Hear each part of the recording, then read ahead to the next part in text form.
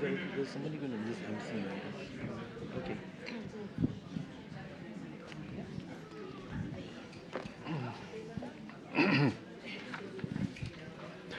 Okay. Good evening. Good evening, ladies and gentlemen, and welcome to the talk held in conjunction with Batik Nonya's Three Generations of Art and Entrepreneurship, a special exhibition that is now on at the Peranakan Museum. We would like to thank White and Case for their generous support of this exhibition. Today, we are honored to have with us Dr. Muchammadun, Associate Professor of Community Development Studies in the Department of Islamic Community Development in the Mataram State Islamic University. He holds postgraduate degrees from VHL Solent, Wageningen University, Australian National University, and Yogyakarta State Islamic University. His research focuses on community education, resilience, and the role of education in social transformation. Without further ado, I would like to invite Dr. Muchammadun on stage to start his talk. Please.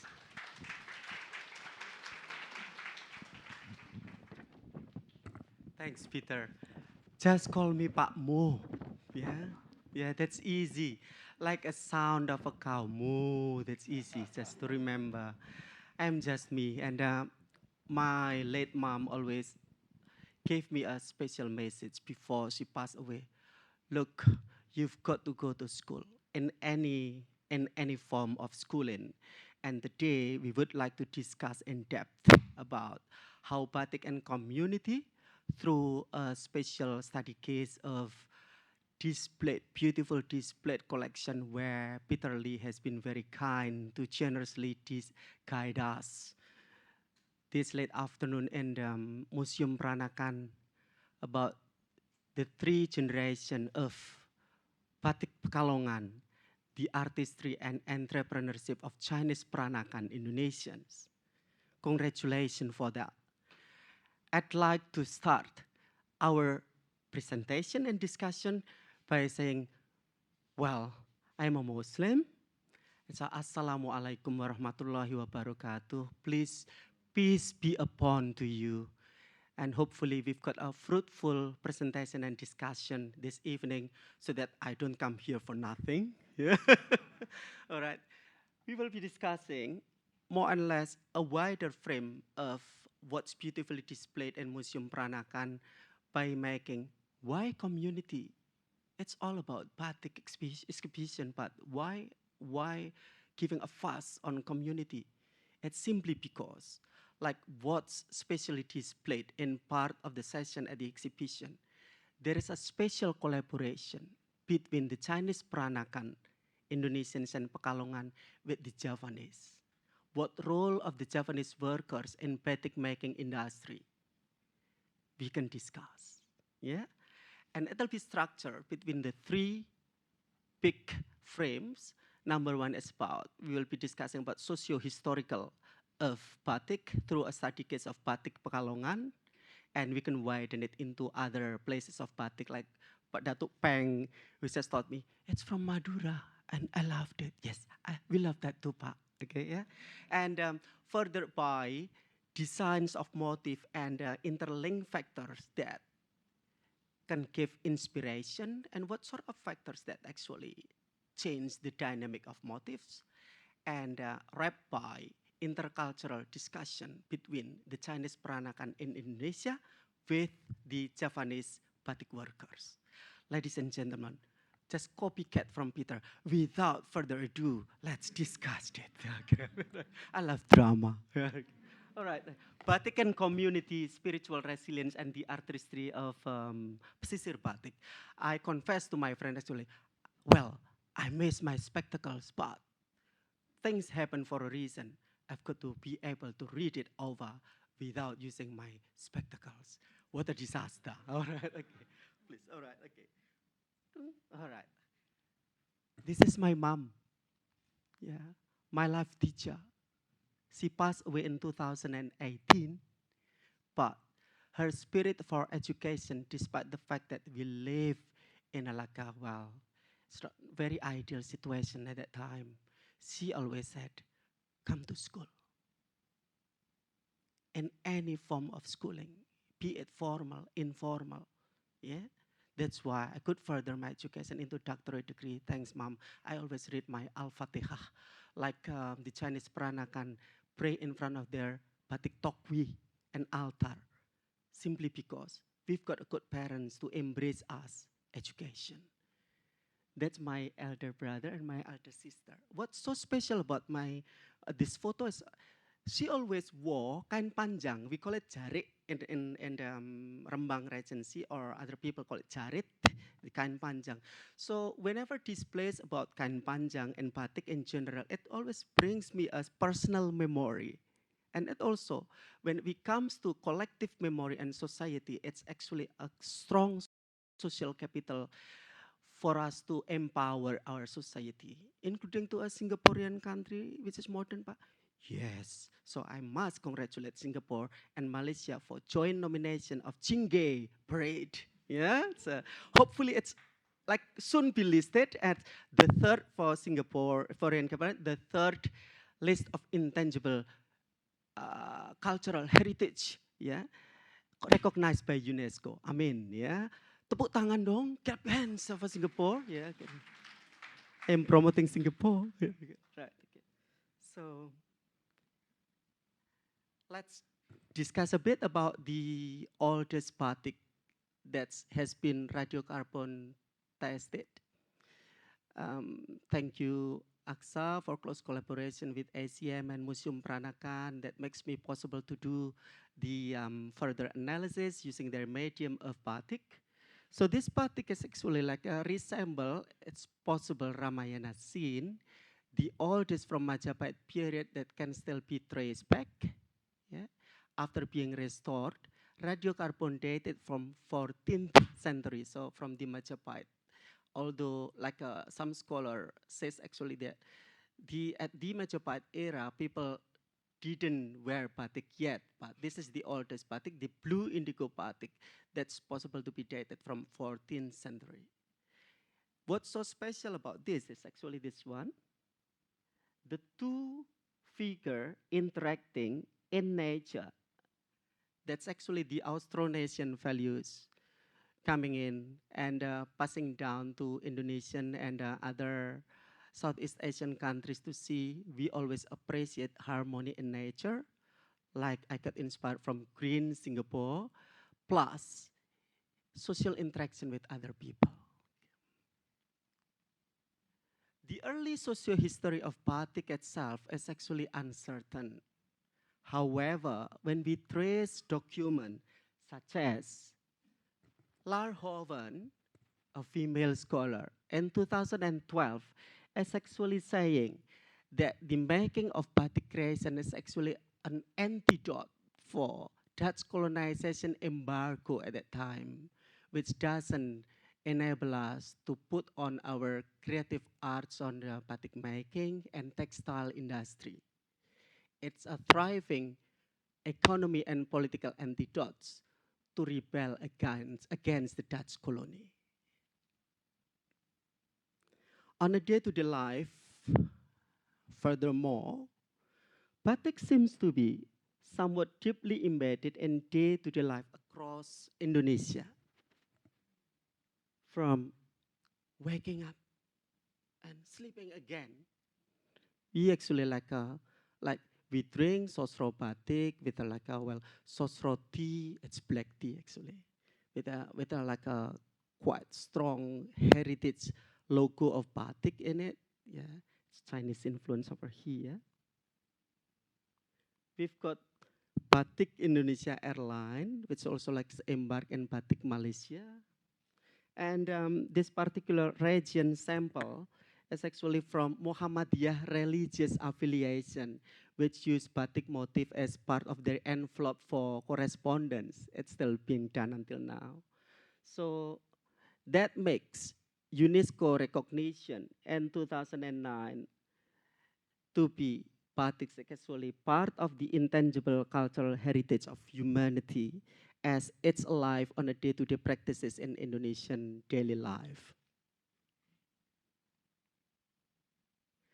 Seeing batik and the modern interpretations, we could actually say that today, batik extends from the traditional method of nite, nyecek, isen-isen, putting a square dots, filling in with the decorative pattern in it, and then putting it all details in between into, unfortunately, an easy making batik print as written here, sourced by batikproduksi.com. It's easy to make batik, which is not actually a batik, but greatly inspired by the tradition of great batik in the past.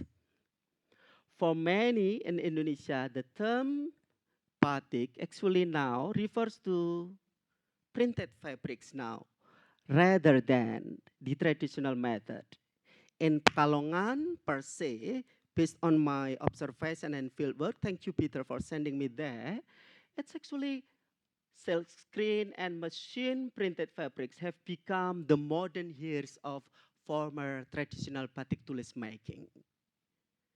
So it's actually dynamic of changes to maintain the varying degrees of social dynamics and changes along with the cultural consequences.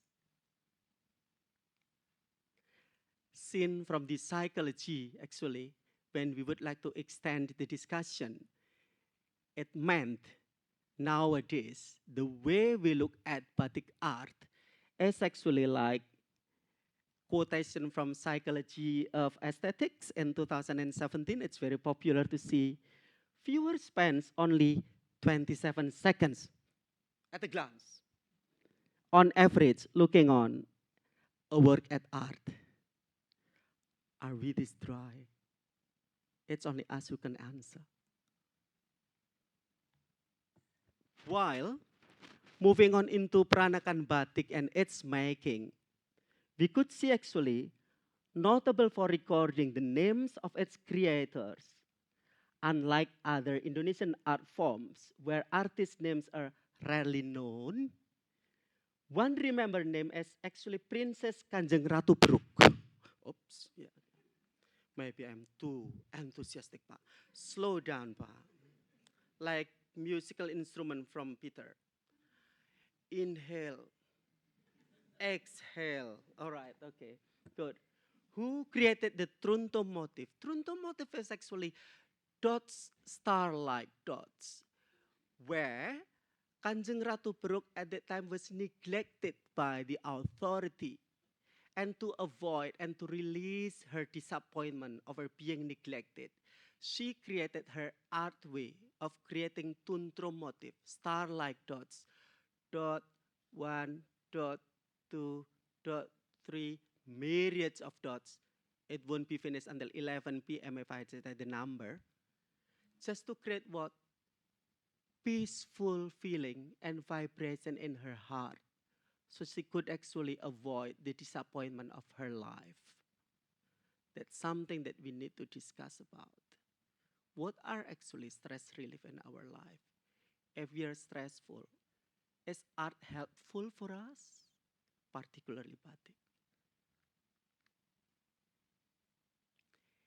In terms of life adversity, a famous example is the last COVID-19 disaster. Is it disaster or atrocity, Pak? Well, it depends. Some people believe it's because of human failure, but yeah. But we are here not to argue over disaster or atrocities, but it brings impact, big impacts, big economic hits for all nations, social catastrophe. For the promotion of calmness during the COVID pandemic, a Javanese woman batik worker in Pekalongan that I observed and interviewed, she said, I shared with me myself to make batik because it gave me emotional calmness and resilience. So the work has been some sort like a hobby to release her stress. She reference to the Japanese collocation, kedah lengo ing manah, which more and less, it's roughly translated into English, you've got to have a calm heart when doing the batik. Otherwise, your work will be ruined and less of a quality.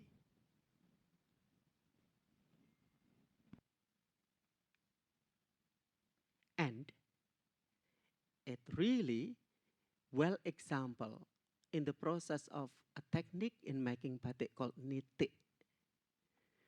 The nitik technique actually using a chanting spot, more particularly the most difficult one, chanting null we call it, the most like the smallest chanting, which requires steadiness of patience.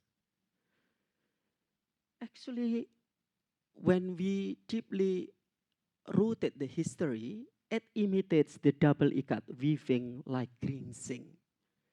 The nitik appears in the oldest Japanese batik fragment, like up here. It's torn, but it's still evidence of batik fragment at that time, dated 13th century, depicting a Candi temple tower. Furthermore, an 18th century nitik textile with singomengko, nodding lion, was also found at the mausoleum of Sunan Derajat as a religious leader in Tuban, East Java, and it's still there. By the late 18th century, 800 years after its invention, nitik was therefore used by North Coast Japanese batik makers for what? To mimic Gujarati patola silk weavings. So we discussed a bit when we analyze and then tour around the exhibition at Museum Peranakan. We came into the agreement that the copy is not the right, maybe not the right term. We get inspired from each other and one another. Like, batik was used to imitate Javanese webbed ikat, which is now extinct, practiced in Java, and supplementary webbed weaving textile designs. For example, this part is well maintained, the Arab Kauman batik, majority Muslim, Arabic, and then Japanese descendant, and Pekalongan, at the exhibition of Museum Peranakan, which imitates a webbed ikat pattern, very much similar in technique, to be a rare example. And the webbed ikat weaving technique also become extinct in Java.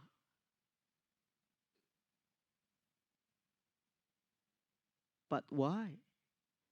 This is complex and multi-factors, because when I went there in Pekalongan and through intensive discussion and documentary analysis, Pekalongan batik was actually inspired by Indian chintz by the mid-19th century. Why? Simply because the import of Indian trade cloth had declined on Java. It's an important development though.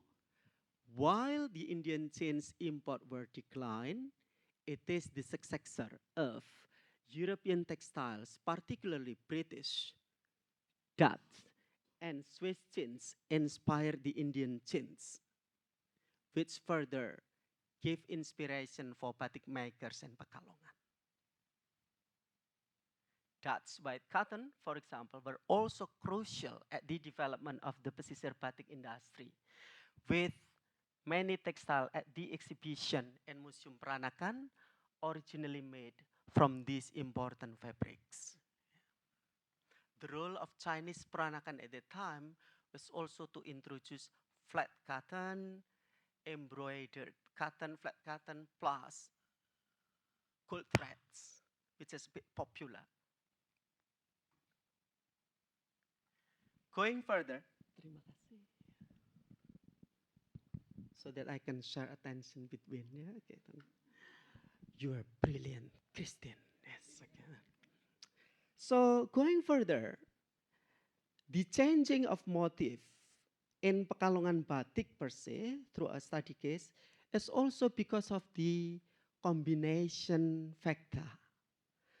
Let's say a large ceremonial hanging made from British printed furnishing fabric. It actually reflects the popularity of European fabrics at that time.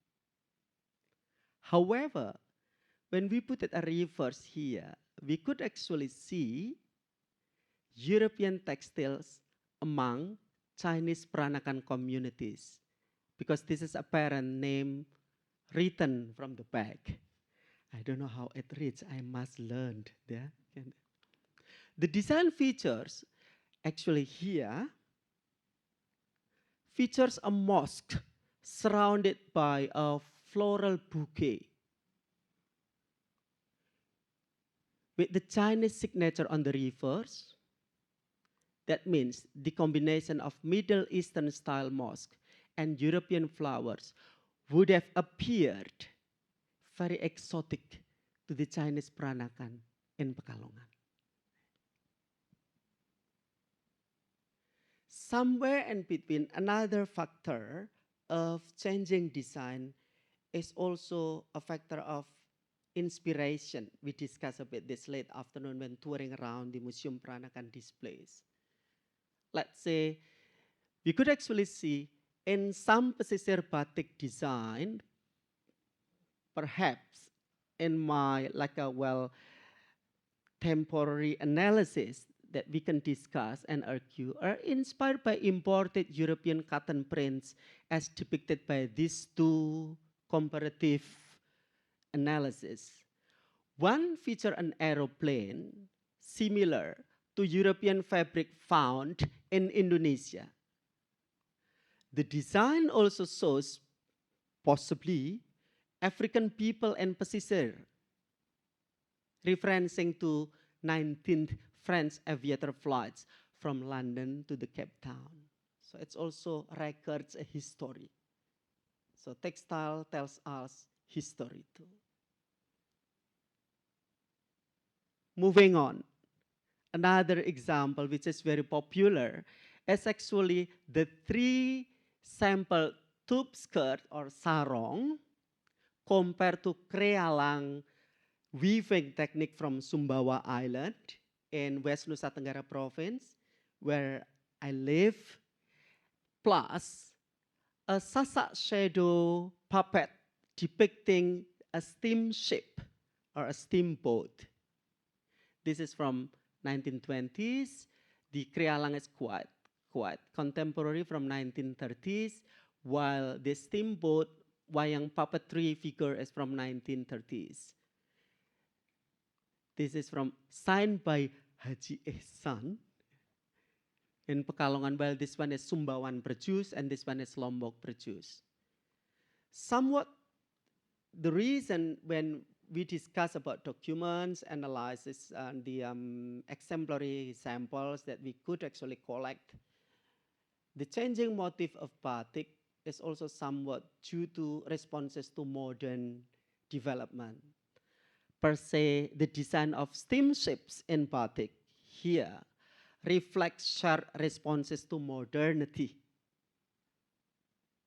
across the archipelago, of course, because we are joined up by straits and sea, the sound of oceans.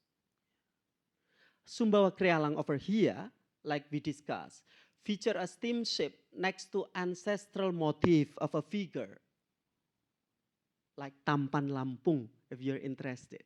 It's also very similar. And similarly, a Lombok shadow puppet and details depict a steamship in Sasak Wayang Kulit performance, narrating the adventure of Hikayat, or the story of Amir Hamzah, which is Wayang is produced influenced by Ramayana and Mahabharata stories in Java, but in Sasak, Lombok Island, it portrays story of Islamic stories. Yeah, so somewhat it's like modified but inspired by. Talking about steamships themselves, I argue that actually steamship symbolizes fast travel, nothing back, allowing more Indonesian Muslims to make the Hajj pilgrimage back to the Dutch colonization era to Mecca. The imagery, therefore, is not just a quirky fashion. It embeds a value of how important steamship to transport people for doing prayer to Mecca at the era. Well, quite interesting record from Dutch record at that time is actually some Hajj pilgrims from Indonesia were stranded. The steamship was stranded in Singapore and they've never made their way to Mecca, but going home to Indonesia claimed themselves, I am a Haji or Hajjah. Oh, so let's discuss about that. Because it's an important social status in Indonesia created by Dutch colony to, well, segregate us actually. Sorry, Dutch.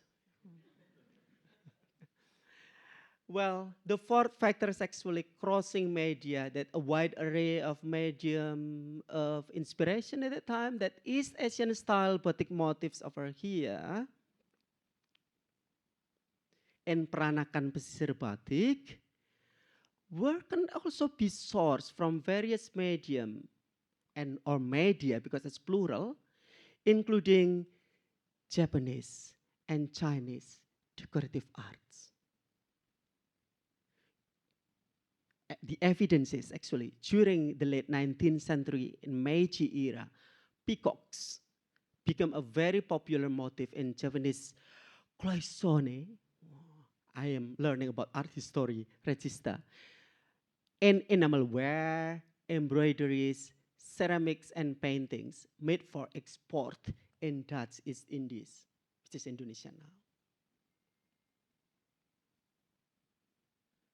But how it actually impact on, and how could actually the Javanese batik workers contribute to the artistry of batik, Pak?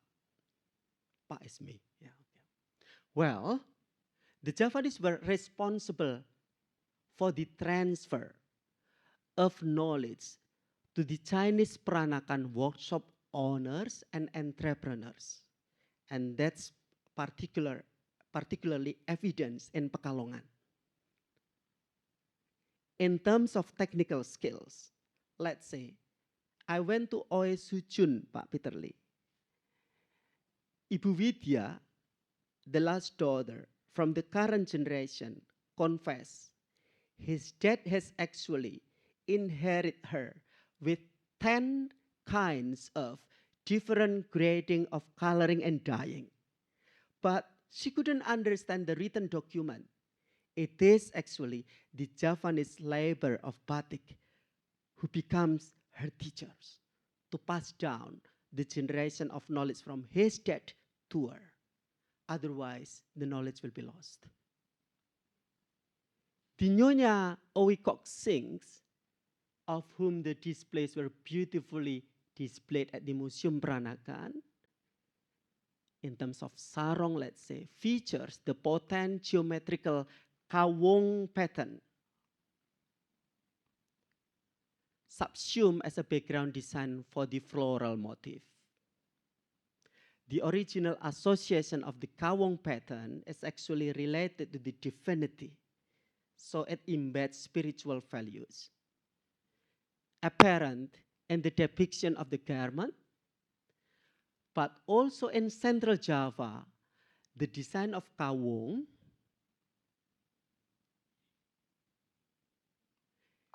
is interpreted as representing mystical niches of knowledge and not simply a decorative pattern. It bears some knowledge. And from my community development perspective, if we would like to empower some community we've got to delve into their culture. We've got to learn others. Otherwise, it's not participatory development. However, within my cross-cultural observation in Pekalongan, I could have actually seen that the cross-cultural interaction in Pekalongan in majority, yes, they are multicultural, Arabic descendant, Chinese Peranakan descendants, and the Javanese workers. But they are more segregated based on their roles and functions. Let's say while Java's North Coast was multicultural, the communities were unfortunately socially segregated. It's due to the Dutch colonial policies, which aims at pecah belah, to break at us, not to unite, and only change after the incoming technology of Facebook or other social movement media which unite us. So this multicultural yet segregation of community practices remain until the recent decades, only change with technology and goodwill. The role of Javanese workers, hence, despite the fact that they are actually working under very harsh conditions, the fumes which is very risky to their lungs, and the hot steam from the waxing process. It bears a risk of respiratory and health problem in general. It's not a good working condition, but they've got to do it. So, let's say male cap batikers and dyers were particularly susceptible to these changes. Plus, due to the low wages, now batik making is rarely a single source of livelihood. Sometimes in between, that's why the making of batik tulis is it may take until 4 years. Somewhere in between, they've got to come to their rice field to support their other sources of livelihood because the income is so meager. In that sense, a conflicted interest comes where the Chinese Peranakan entrepreneurs refuse them to continue the work because when they get tired, their emotion is changing and it affects the quality of the isen-isen, the nyecek, and the making of quality batik.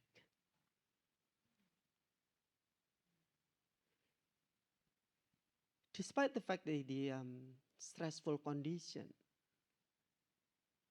early generation of Javanese batik makers actually try some way like, how could I convert this stressful condition into somewhat more, in Javanese we call it legowo, being willing. Right, this is my life and I have to accept as this is. I should be like doing it with happy feeling. They try converting life adversity to spiritual artful practices. This a shift through the technical control of breath, like inhale, exhale, somewhat similar. And steady hands of conducting the chanting in a long hour of niti. It brings more on the therapeutic mindset. Be willing to do it because my life is destined like this. The famous saying that they sell and also portrayed in Javanese linguistic magazines across genres of text is ngudi raos santoso, like slightly higher from physical happiness, being bungah. They deeply embed their happiness into spiritual value. It's beyond our will. It's God's will for us to do so. So it's more on here and here rather than physiological body embodiment. It's a deeper level of spiritual serenity. Hence, let's wrap up our discussion today by highlighting 3 points of discussion that socially, through the extended study of Batik Pekalongan, Batik has arguably been a setting for multicultural interaction, yet it's segregated, particularly at Dutch colonial period. The political reason is behind it, of course. Then we must not, in my opinion, confuse a population's profile with an authentic sense of community. What's actually happening is not really what's actually felt.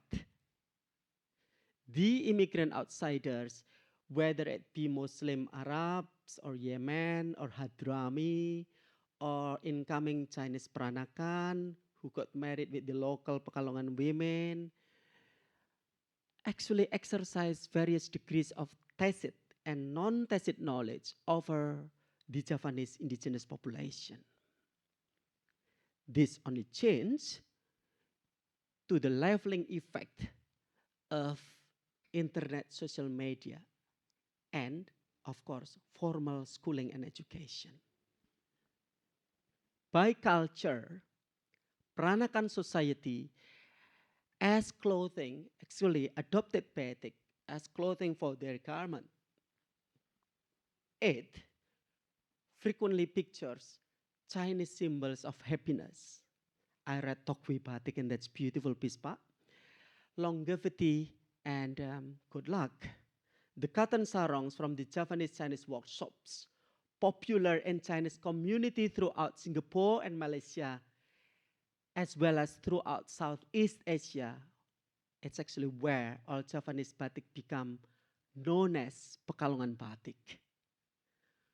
To wrap up, the Javanese contribution to batik history through the study case of Pekalongan is actually 2 points.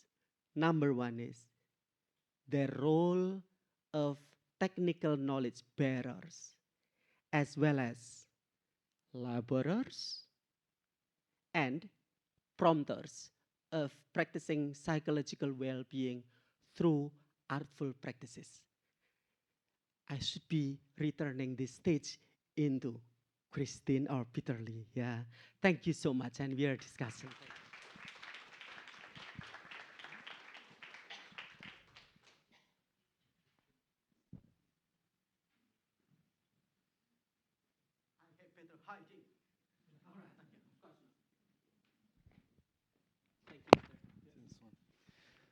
Thank you so much, Dr. Muhammadun, or Mu, Yeah, for this kind of heartwarming, and I love how we can appreciate a kind of more emotional dimension to the art that we see, Thank you. and to kind of pivot back the center of gravity towards the actual artisans Yes. and the lives. I think what you made some very key points about thinking about their role in the transference of these old patterns, number one. And secondly, I think, I think it's very powerful to think of the emotional states required that you talked about in all these beautiful batiks that we see. Right. And yeah, I think this is a wonderful tribute to the forgotten and nameless artisans from Java who've, this made these amazing things for the world. Right. Yeah. Thank you. Yeah. Mm. I guess are there any questions? If we can open up this conversation to If everyone. there is no question, I will ask the audience. I was a Test, classroom, test. primary classroom teacher. That's please do. Salam. Okay. Hello, I'm Cynthia. I'm a batik enthusiast. I want to point out that, in other words, there is exploitation of workers in the workshop, right? But the fact that a lot of the glory went to the house names, the signatures of Wiso Chun and all the other family members, the Chinese Peranakan in Pekalongan, Cirebon. Hmm. I mean, isn't that ironical that their names live on, but the artists behind them, the workers, Hmm. just float in past memories. And the other thing is, I notice now that the batikers do not put their signatures on the batik. Yes. Is there a reason for this? Hmm. Hmm. Yes. So your comment actually reminds me of my former childhood. I raised cows, and it's 5 cows, just to support my parents' livelihood. Because we are 8 altogether. I come from a poor Javanese family. My dad is the lowest ranked civil servant, and his income is too meager to support the whole family members. But again, reflecting upon my community practices, lacking resources is actually a disaster for Javanese laborers to develop their economy and to be empowered in terms of independence to choose what job is good for them. Yeah, possibly, yes, it is an irony, but possibly that's the only one resource of livelihood that they could afford, that they could work on, while the willingness to actually move forward per se,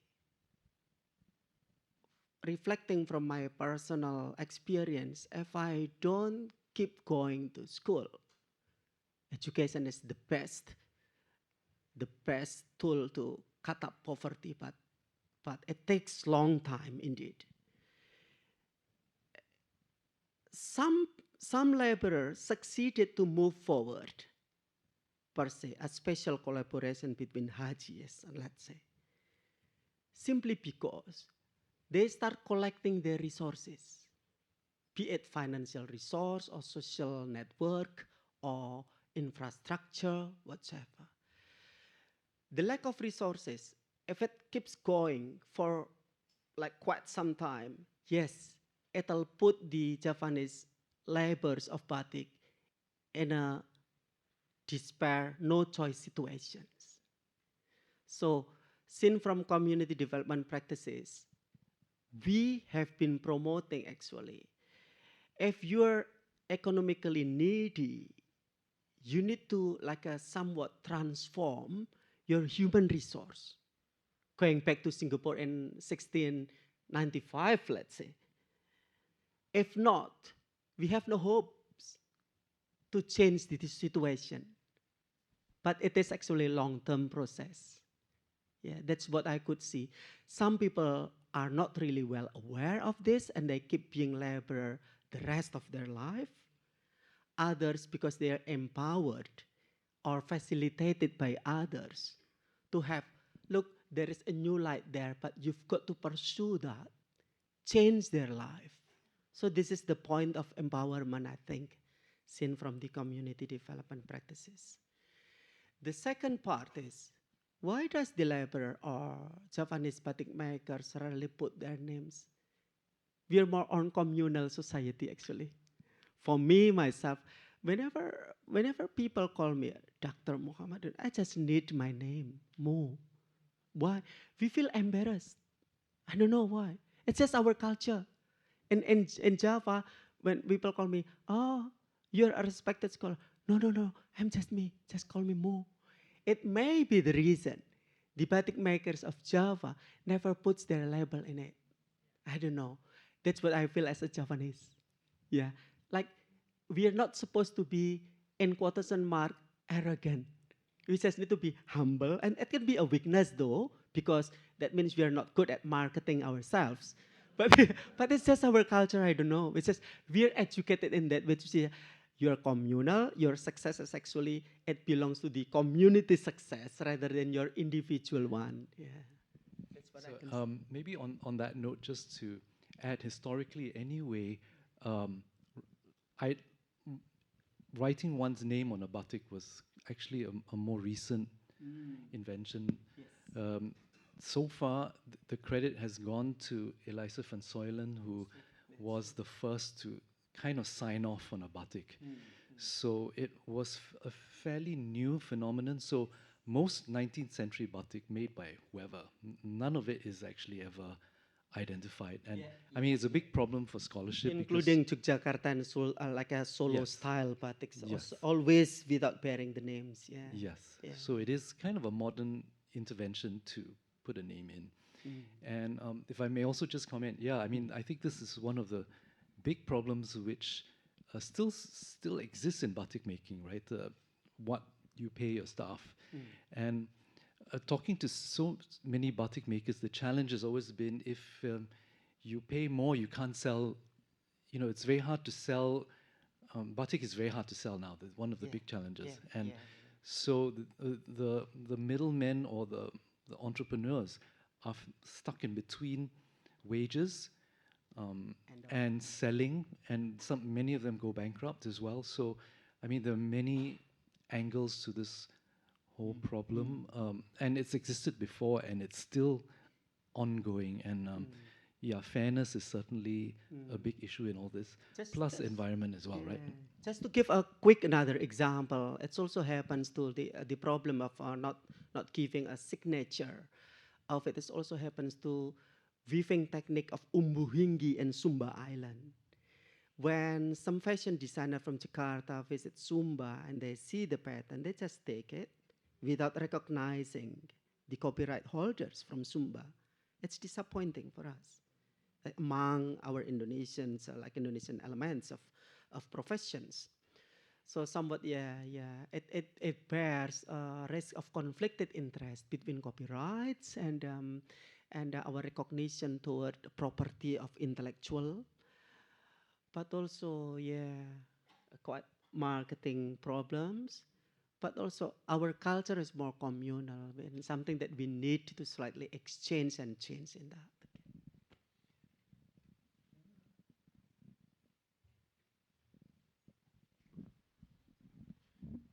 Terima kasih Pak Mu for the talk. It was very insightful. I think I want to ask, has there ever been any national or governmental initiative to promote the welfare of like batik workers? I mean, you mentioned that their working conditions are not the best and they are not paid much also. So has there been any like nationwide governmental initiative to increase like the wages or at least the working conditions of the workers? And I think my second question is, historically I think batik has always been a very luxury item, but also they're paid very little. Has there been anything done to like change that, or do the batik makers have any sort of power to overcome this exploitation by the middlemen and the consumers?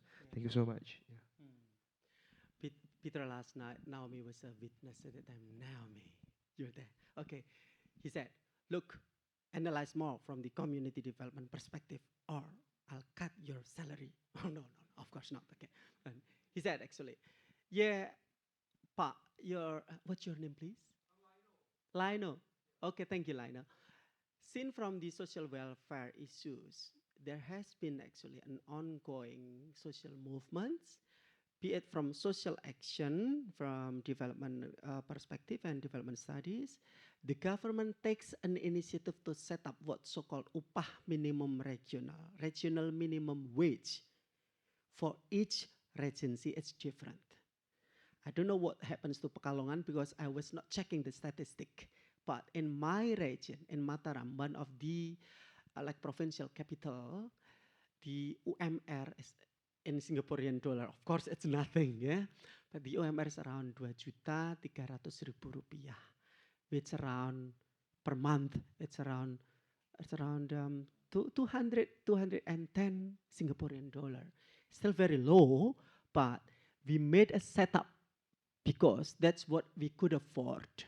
And I'm sure that's also what's happening in Regency of Pekalongan or the municipality of Pekalongan, because they are now two different regions. That's number one, since from the social action of the government policy. In terms of locality development, that is initiative from the civil partnership. Yeah, there has been actually a good and stronger social movement, seen from the perspective of health sector. So whenever the fume is too harsh for the meal makers when dyeing or when boiling the wax, they are required to put on masks. And within my visit to the University of Pekalongan, a private university which opened up a diploma in batik technology, they are highly promoting when you use chemicals, there are certain natural ways of eliminating the pollution before it goes back to the river. Using natural substances like coconut husk, mashed coconut husk, and then pebbles, and then arang, the coals from a broken burned wood. So that's somewhat composition altogether. In a way, technically, it will diminishes the level of water pollution before it goes away to the river. I haven't seen any within my a week or so fieldwork to Pekalongan, a cooperative affiliation among batik workers. I can be wrong because my short visit is there is too short, maybe to see the economical consequences and their progress. But I'm really sure very strong social capital interaction among workers and somewhat in between if you could build up better relations with your boss, either it's Arabic descendants or Chinese descendant, you could actually can get loan without interest so that your wife at home can raise chicken or kambing or sapi, yeah, so that the level of livelihood and the kinds of livelihood can be somewhat diversified. That's what we could actually do, yeah, because to say bluntly, when we highly protest the factory makers to see, like, I want this high level of payment, let's say, per se, it might not be suitable with the, I don't know, we've got to check, we've got to audit, and it takes time, yeah, and also conflicted interest between the bosses and the workers. Is it really suitable just to automatically or suddenly raise the level of salaries with the stable condition of the factory? Because what happens to Cirebon is actually a textile factory owned by Chinese investor is suddenly has got to be closed down simply because the workers unity has protested and they laid off the work for 4 days so that all the order has to go stop. And it really makes like a quick decision from the owner. All right, this factory has got to be closed. And it means thousands of workers lost their job. It's always like, yeah, complexity of economy, yeah, and social. Thanks. But as a community practice, I always say, somewhat, if we could provide essentials of life, provide food for your children, put bread on table, proper clothing, it doesn't have to be fashionable. Hey, Singaporean is one of the fashionable societies based on statistics. It might be number 22 or whatever, but it's still on the list. And I can find the statistics. And like if you can pay your rent for the housing, that's actually could start to improve life in the future. We will see Indonesian, the way Indonesian people see adversity of life is actually to see half glass full rather than the emptiness of the other rest. Yeah, it makes us happy. Yeah. Yeah, the one of the when we first met, I think one of the first things that I found so appealing in community development studies versus academia, we always problematize. We look for all the faults and problems. While with your studies, you're looking at solutions or perspectives which we don't really think about very much in our fields. Even for Batik, you were looking at how they overcame these, artisans overcame feelings of this inequality and on the spiritual side, which I thought was just a completely interesting, different way to look at it. On the other hand, support from academics, maybe, hello, National University Singapore, academics, Nanyang, hello, Temasek Polytechnic, whatever, Ngee Ann Polytechnic. If you could do like better social, let's say like policy recommendation, or doing the paperwork on the social policy analysis, it'll be good to provide evidence for the government, seeing from the global interaction to see, right, this group, this marginalized group, this needs to be empowered group, needs to be prioritized. Because policy is not about over whether something is correct or incorrect. It's about which group needs to be prioritized.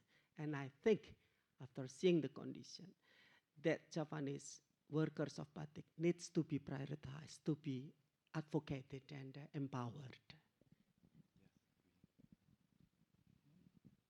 It's far from art history, but yeah, it's related. Yeah. That's life. Any further questions?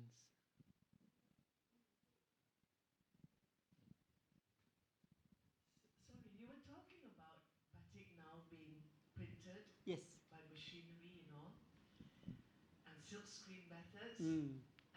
So does this mean that the work Of the batik tulis batikers is endangered? Somewhat in between, yes, but also it brings more time efficiency, isn't it? Yeah. That's why the incoming diversified livelihood has been quite common for batik makers, laborer. So batik making, in terms of somewhat like isan for the women, and then the dyeing process for the male workers, or putting cap batik, that's in a very fumey situations, it's not the sole source of livelihood. It's not. It doesn't happen anymore. People needs to raise their cattle, or people like Pesisir people work also in fishery industries, or they come to their agriculture harvest to diversify their livelihood. For batik tulis making, maybe the prediction will be, it'll be on the special order.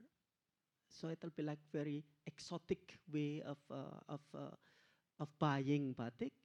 That means if there is no order of someone who pre-ordered the batik tulis, it might get extinct. Because it takes time and it's too long. The payment is like we've got to put bread on table or rice on table. But the making of batik tulis can take 4 years. So that means my children won't eat. I also noticed, Beringajo market in Yogyakarta used to be all 100% batik shops, right? Yeah. And now if you go, it's mostly print. Yeah. Yeah. Mostly print plus jamu, herbal drinks, plus bakso, meatball soup, plus soto, chicken soup. So you name it, everything is there because we are creative people. What actually saves Indonesia from the former economic crisis 1998 is actually the flourished small-scale entrepreneurships. So it saves us. Yeah, I think it's 8 o'clock, so I will wrap up here. And thank you very much, Dr. Mu, for this wonderful insight to It's Java, me who must Indonesia. thank you for learning something. Thank you and good night.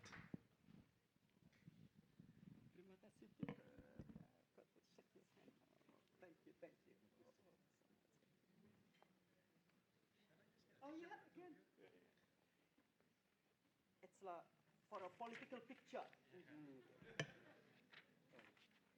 Shake hand with a stronger shake. Right, thank you so much.